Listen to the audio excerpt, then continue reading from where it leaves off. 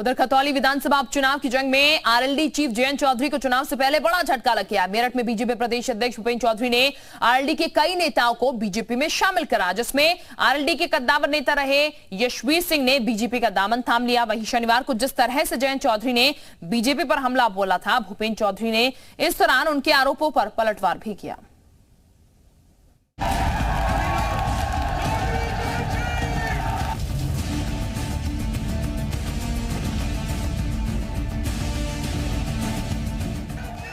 खतौली विधानसभा seat पर भी उपचुनाव हो रहा है, जहां पर एक बार फिर से सीधा मुकाबला आरएलडी और बीजेपी के बीच है।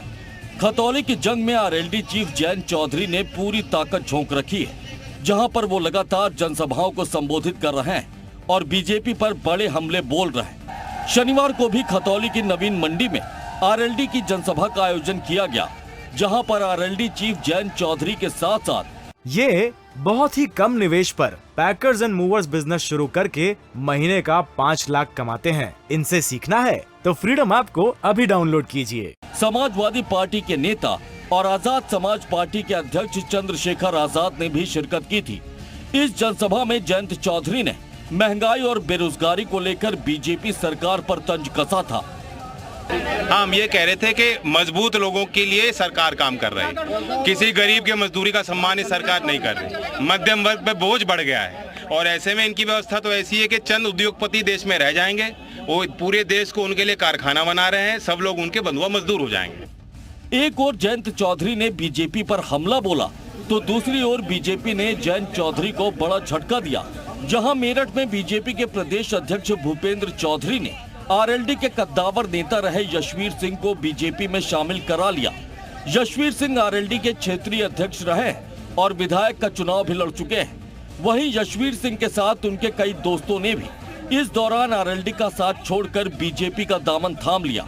उपचुनाव के ठीक पहले हुए इस फेरबदल को जयंत चौधरी के लिए बड़ा झटका माना जा रहा है। वहीं इस दौरान बीजेपी प्रदेश अध्यक्ष भूपेंद्र चौधरी ने जयंत चौधरी के आरोपों पर पलटवार किया और कहा कि जिस तरह से आरएलडी प्रमुख बेचैन है, उससे साफ लग रहा है कि मौसम अब सुहाना हो गया है। निश्चित रूप से जो वर्तमान परिस्थिति है उसमें जयंत चौधरी सही रास्ते पर नहीं है, इसलिए वैचारिक रूप से हमारा उनसे मतभेद। सर जैन ने ये भी कहा, बयानों और बार पलटवार को देखते हुए तो यही लग रहा है कि खतौली की जंग भी वक्त बीतने के साथ साथ और तेज हो रही, जिसमें बीजेपी और आरएलडी दोनों ही सियासी बिसात पर एक दूसरे को मात देने की कवायद में जुटे हुए हैं। लेकिन इस बीच जिस तरह से बीजेपी ने आरएलडी के मजबूत मोहरे यशवीर सिंह को अपने पाले में ला खड़ा किया है, उससे फिलहाल तो आरएलडी प्रमुख जयंत चौधरी की मुश्किलों में इजाफा होना भी तय माना जा रहा। ब्यूरो रिपोर्ट, जी मीडिया।